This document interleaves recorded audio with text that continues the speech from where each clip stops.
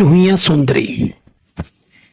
बहुत पहले गंगा के किनारे एक निर्जन स्थान में एक साधु निवास करता था। आदमी नाम की गंध भी न आए ऐसी जगह थी वह।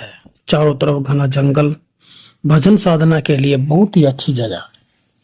साधु जी ने पेड़ की डालों से अपने लिए एक आश्रम बना रखा था। तमाम दिन पास के एक पहाड़ पर चले जाते और शाम को अपने आश्रम में लौट आते। उस दिन भी हर रोज की भांति भोर 4 बजे नींद से उठकर गंगा स्नान करके साधु जी भजन साधना के लिए पहाड़ की ओर जा रहे थे। अचानक उन्होंने देखा कि उनके बिछौने के पास एक चूहा घूम रहा है। साधु जी को देख चूहे का बच्चा भाग जाता था। साधु जी ने उसे बुलाया, अरे कहाँ जा रहे हो, रुको, भाग क्यों रहे हो। चूहा रुककर खड़ा हो गया, कहा मुझे मारो नहीं बाबा, मैं आपके लड़के की तरह हूँ। साधु ने पूछा, तुम रहते कहाँ हो। चूहे ने कहा, मैं आपके इस आश्रम में ही रहता हूँ। खाते क्या हो। चूहे ने कहा, आप जो फल फूल लाते हैं जंगल से, उसके टुकड़े खाने के वक्त गिर जाते हैं, उन्हीं को कुतर कुतर कर खाता हूँ। खाने के लिए मुझे और कहीं नहीं जाना पड़ता। साधु जी ने कहा, ठीक है, तुम्हें कोई चिंता करने की जरूरत नहीं। जितने दिन तुम्हारी इच्छा है उतने दिन मेरे आश्रम में रहो, तुम्हें कोई कुछ नहीं कहेगा। यदि कोई तुम्हें कुछ कहे तो मुझे बोल देना। चूहा निश्चिंत हो गया। साधु जी जब सारे दिन के बाद जंगल से फल फूल लेकर लौटे तो चूहा आकर उपस्थित हो जाए। साधु जी उसको ठीक से खाने को दे। चूहा भी खूब आराम से रहे। उससे पहले की तरह खाने के लिए छिपकर रहना नहीं पड़ता था। साधु जी ने पूछा, क्यों रे, तुम्हें कोई कष्ट तो नहीं।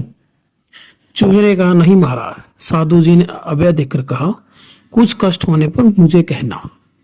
किंतु कुछ दिनों बाद चूहे ने देखा कि कहीं से एक बिलाव आकर उसकी ओर एकटक देखने लगा और उसको पकड़ने के लिए उस पर झपट्टा मारा। साथ साथ चूहा अपने बिल में घुस गया। चूहा बाल बाल बच गया, नहीं तो बिलाव उसको चट कर जाता। सांझ को आश्रम में साधु जी के आने पर चूहे ने कहा, प्रभु गजब हो गया।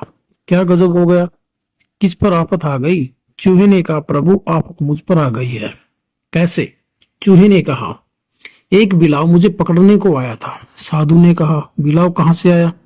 चूहे ने कहा, यह नहीं जानता प्रभु, किंतु जरा सी चूक हो जाती तो वह मुझे खा ही जाता।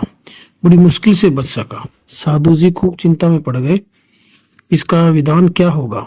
चूहे ने कहा, आप जब यहाँ रहते हैं तब कोई डर नहीं, आप जब आश्रम में नहीं रहते तब यदि बिलाव फिर आए तो मैं फिर नहीं बचूंगा।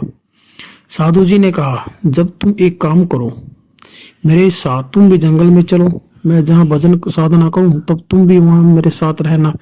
चूहे ने कहा, ना, उसमें बहुत कष्ट है, मेरे कारण आपका पूजा में मन नहीं लगेगा, इससे आपका नुकसान होगा। साधु जी ने कहा, हाँ नुकसान तो होगा जरूर, तो फिर मैं क्या करूं।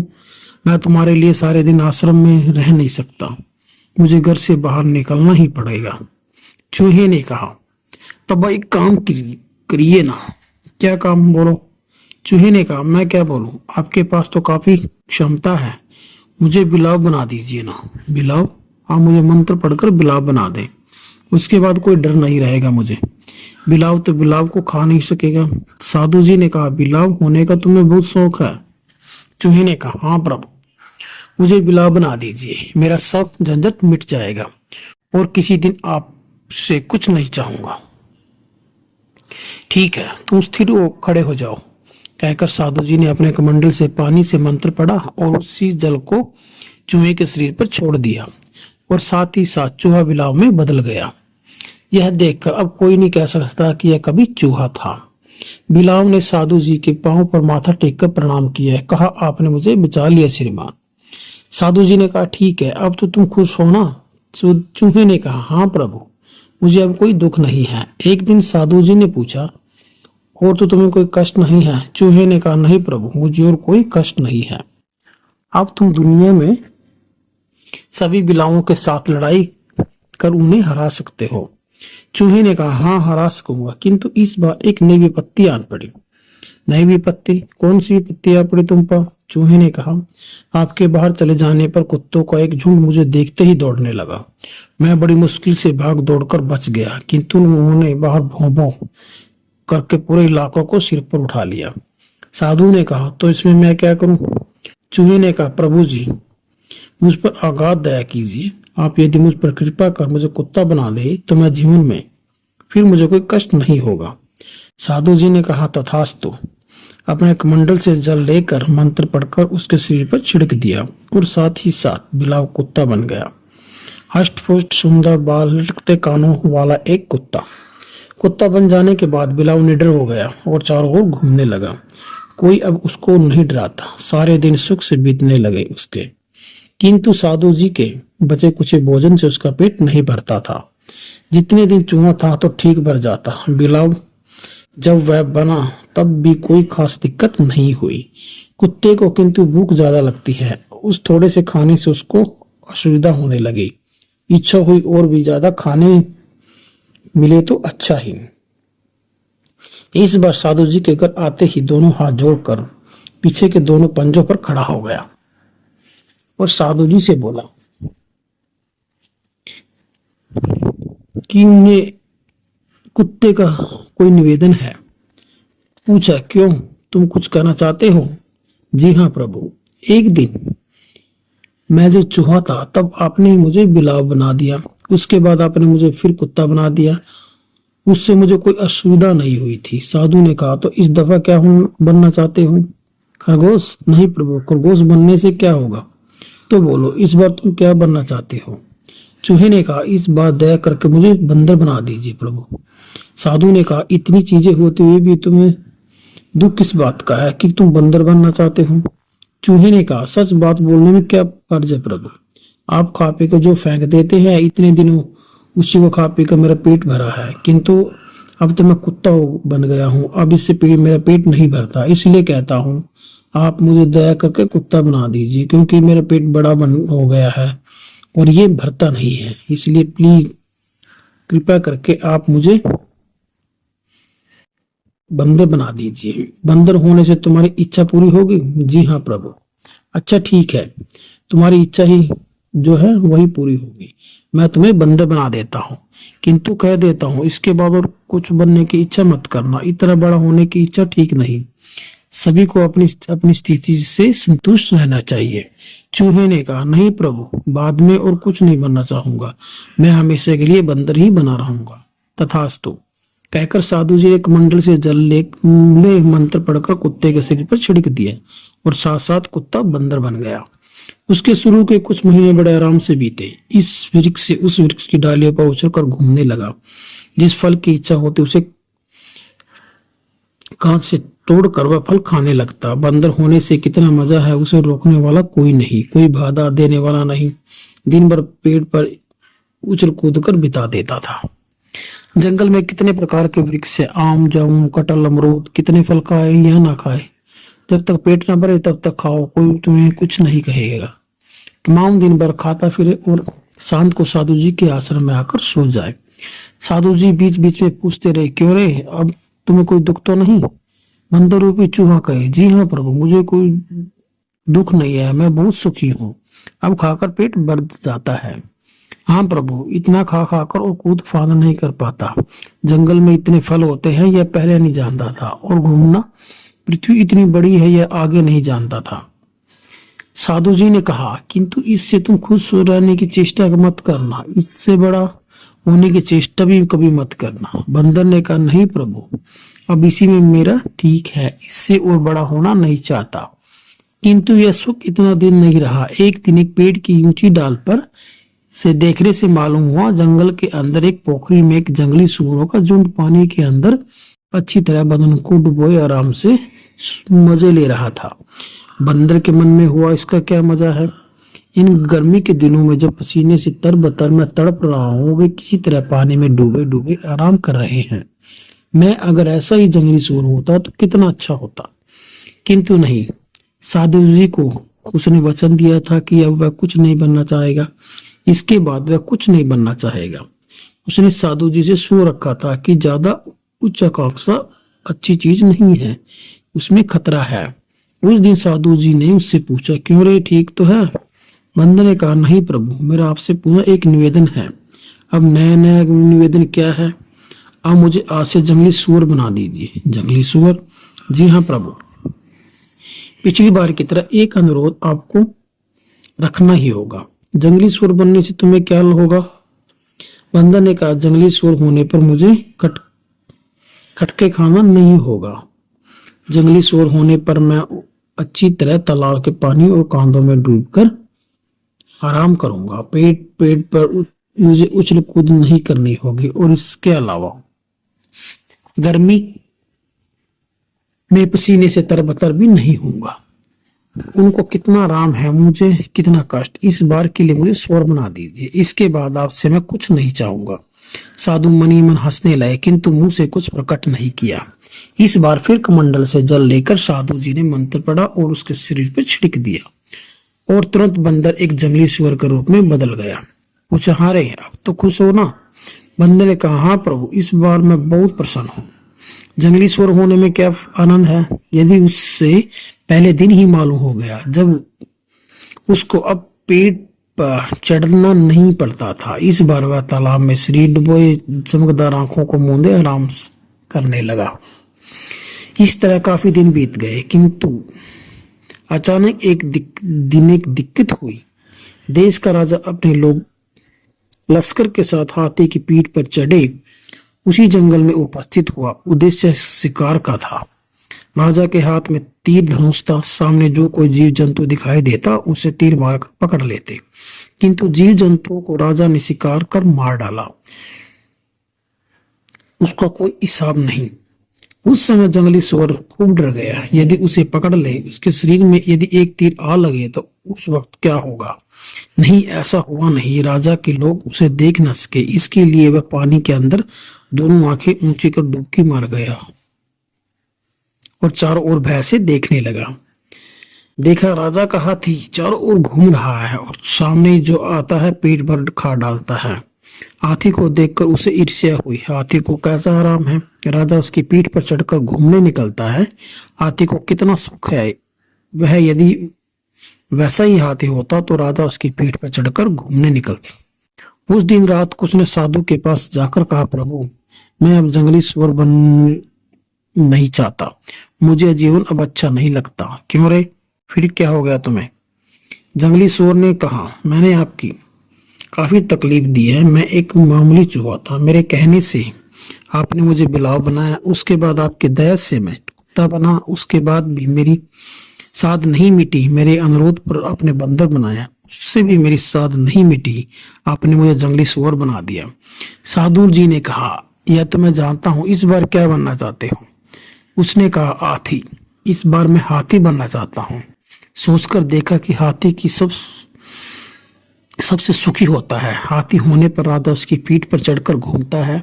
राजा लोग हाथी की बड़ी इज्जत करते हैं। जीवन में मैं यदि एक बार हाथी तो बन पाऊं तो राजा मेरी पीठ पर भी चढ़ेगा।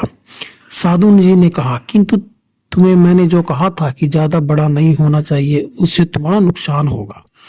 मेरा क्या नुकसान होगा, यह तो मैं नहीं जानता। कह तो रहा हूं कि ज्यादा लालच ठीक नहीं। जंगली सुअर ने कहा, मुझे कोई लालच नहीं है, मैं तो सिर्फ इज्जत चाहता हूँ, उससे ज्यादा कुछ नहीं। साधु जी ने कहा, ठीक है, तो मैं हाथी तो बना देता हूँ, किंतु हाथी होने में कोई इज्जत नहीं है, यह मैं तुम्हें बतला देता हूँ। जानते हो, हमारे शास्त्र में लिखा है, इतना ऊंचा मत उठो, नहीं तुम आंधी में उड़ जाओगे।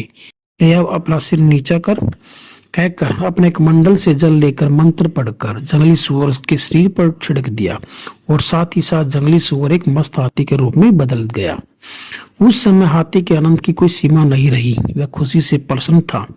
अब उसकी यही चेष्टा रही कि किस तरह राजा की नजर में चढ़ा जाए। उस दिन से अकेला अकेला हाथी जंगल में घूमने लगा। एक तरह से उस दिन राजा को उसने देखा था। उसकी बात सोचने लगा, देखने में कितना सुंदर है राजा। बहुत सौभाग्य होने पर ही ऐसे राजा को पीठ पर चढ़ाकर घुमा फिरा जा सकता है। उसका क्या ऐसा सौभाग्य होगा? सचमुच एक दिन यह सौभाग्य उसको मिला। फिर एक दिन देश का राजा लोग लश्कर के साथ वन में शिकार करने को आया हाथी उसके आमने सामने घूमने फिरने लगा, जिससे कि उसकी नजर उस पर पड़ जाए। दूर से ही राजा ने उसे देखा, पूछा, यह हाथी कहाँ से आया है? यह किसका हाथी है? प्यारे बंदूकजी ने उसे देखा, उसने कहा है, यह किसी का हाथी नहीं है महाराज, यह एक जंगली हाथी है। राजा ने हुक्म दिया, उसको पकड़ो, अस्तबल में ले जाकर बांध दो। तो वैसा ही हुआ। फिर हाथी तो यह मौका खोज ही रहा था कि उसको पकड़ने के लिए ज्यादा दूर नहीं जाना पड़ा किसी को। कहा जा सकता है कि उसने ही अपने आप को पकड़ा दिया।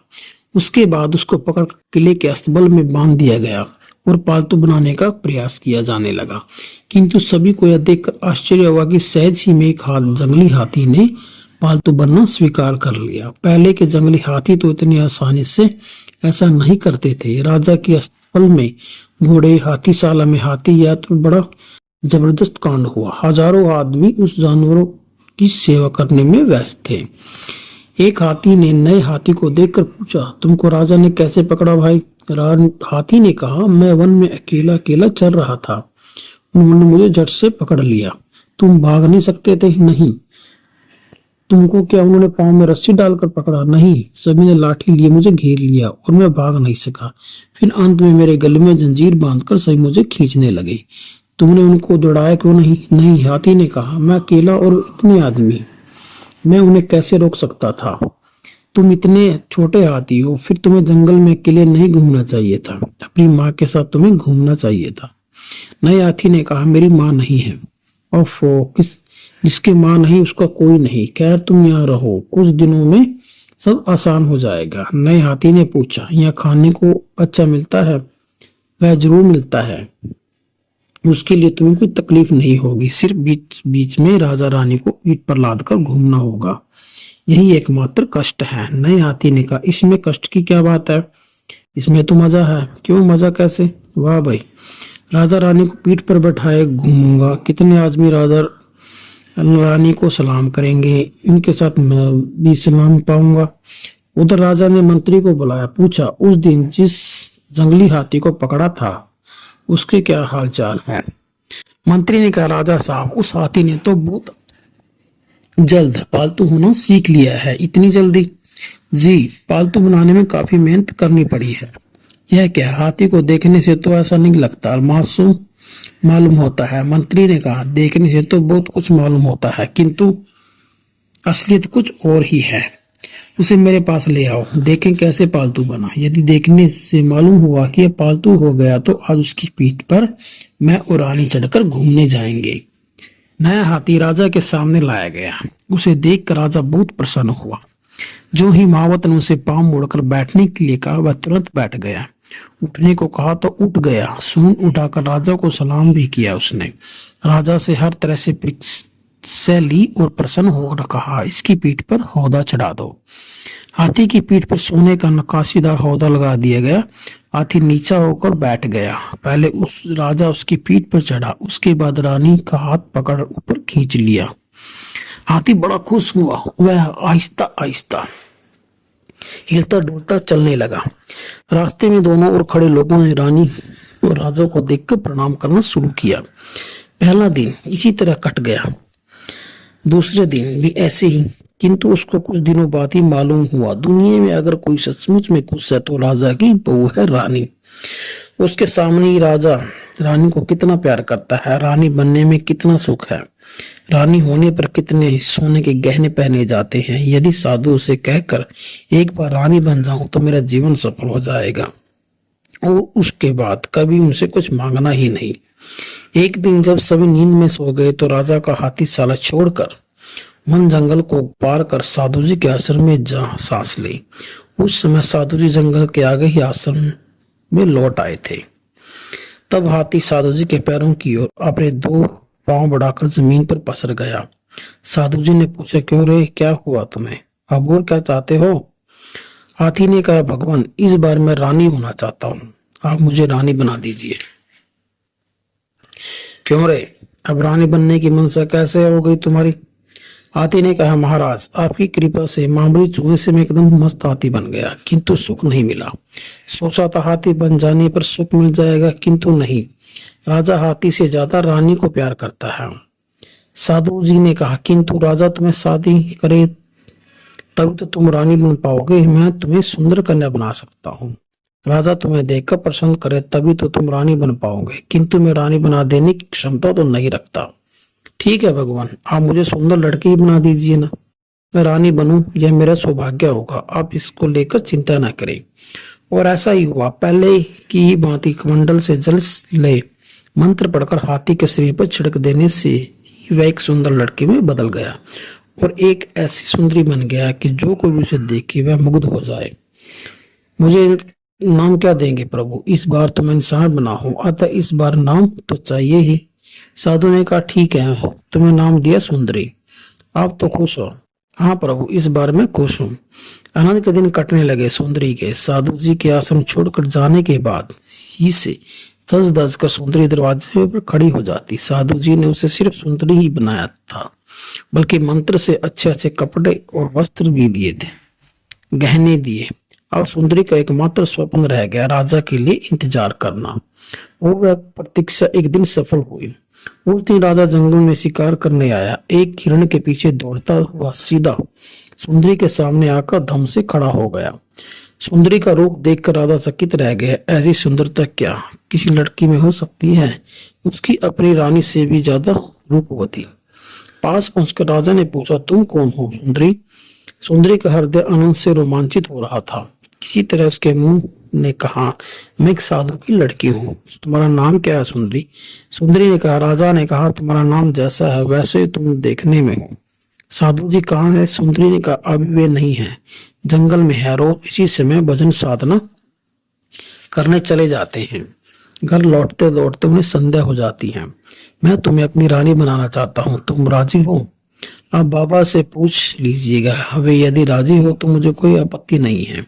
ठीक है, कहकर राजा चला गया। सांझ को साधु जी के आते ही सुंदरी ने सभी बातें बतला दी। साधु जी ने कहा, तो तुम रानी बनोगे? सुंदरी ने कहा, हाँ प्रभु, रानी बनना ही मेरी अंतिम साध है। रानी होने पर देखेंगे कि मैं और कुछ मांगना नहीं आपसे। आप इस शादी का विरोध न करें। दूसरे दिन यथा समय राजा आया साधु जी के पास। साधु जी ने आज्ञा दी। राजा सुंदरी को अपने महल में ले गया। राजा दूसरी शादी करेगा सुनकर सभी लोग प्रसन्न हुए। शादी के दिन खूब धूमधाम हुई। शादी के बाद पहली रानी को लेकर गड़बड़ी हो गई। पहली रानी अब 2 नंबर की रानी हो गई। सुंदरी ही राजा के लिए पहली रानी बन गई। राजा अब 2 नंबर रानी के पास जात नहीं, सुंदरी के पास हरदम रही। सुंदरी को ही राजा ज्यादा प्यार करने लगा। रानी की नंबर 2 को दास्य वगैरह हरदम तसल्ली देते रहे। कहे, इतना दुख मत हो रानी जी, मैं तुम्हारे सब दुख दूर कर दूंगी। रानी नंबर 2 पूछती, तुम मेरे दुख कैसे दूर कर पाओगी? दासी ने कहा, देखना मैं कैसे क्या करती हूँ। कैसे भाई, बता तो जरा। दासी ने कहा, मैं छोटी रानी के दूध में धतूरे का विष मिला दूंगी। यदि किसी को मालूम हो गया तो जान कौन पाएगा, और अगर जान भी गया तो क्या होगा? घर का कोई भी तो छोटी रानी से खुश नहीं। अंत में यही सर्वनाश हुआ। एक दिन सुबह जैसी सुंदरी दूध पी रही थी, वैसे ही पता नहीं क्या हुआ, सारा शरीर झंझन करने लगा और रात होने से पहले ही वह मर गई। वैद्य हकीमों ने कितनी चेष्टा की उसे बचाने की, किंतु लाख उपाय के बावजूद सुंदरी को बचाया नहीं जा सका। राजा बड़ा दुखी हुआ, सीधा साधु जी के पास गया और सारी बातें बतला दी। साधु जी ने सांत्वना देकर कहा, राजन आप दुख न हो, जो उसके भाग्य में था वही हुआ। दरअसल आपके शरीर में राज रक्त नहीं था, वह किसी